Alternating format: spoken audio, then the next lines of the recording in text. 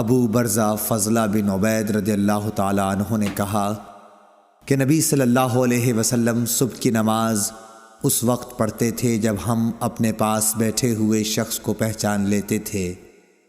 صبح کی نماز میں حضور صلی اللہ علیہ وسلم 60 سے 100 تک آیتیں پڑھتے، اور آپ ظہر اس وقت پڑھتے جب سورج ڈھل جاتا، اور عصر کی نماز اس وقت کہ ہم مدینہ منورہ کی آخری حد تک نماز پڑھنے کے بعد جاتے، لیکن سورج اب بھی تیز رہتا تھا۔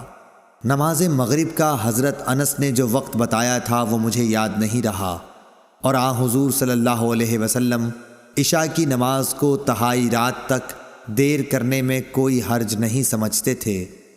پھر ابو المنہال نے کہا کہ آدھی رات تک مؤخر کرنے میں کوئی حرج نہیں سمجھتے تھے، اور معاذ نے کہا کہ شعبہ نے فرمایا کہ پھر میں دوبارہ ابو المنہال سے ملا تو انہوں نے فرمایا یا تہائی رات تک۔ صحیح بخاری حدیث نمبر 541۔ انس بن مالک رضی اللہ تعالیٰ عنہ نے فرمایا کہ جب ہم گرمیوں میں نبی کریم صلی اللہ علیہ وسلم کے پیچھے ظہر کی نماز دوپہر دن میں پڑھتے تھے تو گرمی سے بچنے کے لیے کپڑوں پر سجدہ کیا کرتے تھے۔ صحیح بخاری حدیث نمبر 542۔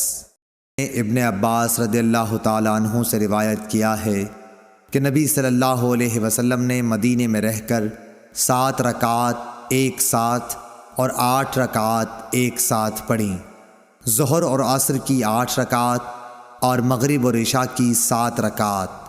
ایوب سختیانی نے جابر بن زید سے پوچھا شاید برسات کا موسم رہا ہو، جابر بن زید نے جواب دیا کہ غالباً ایسا ہی ہوگا۔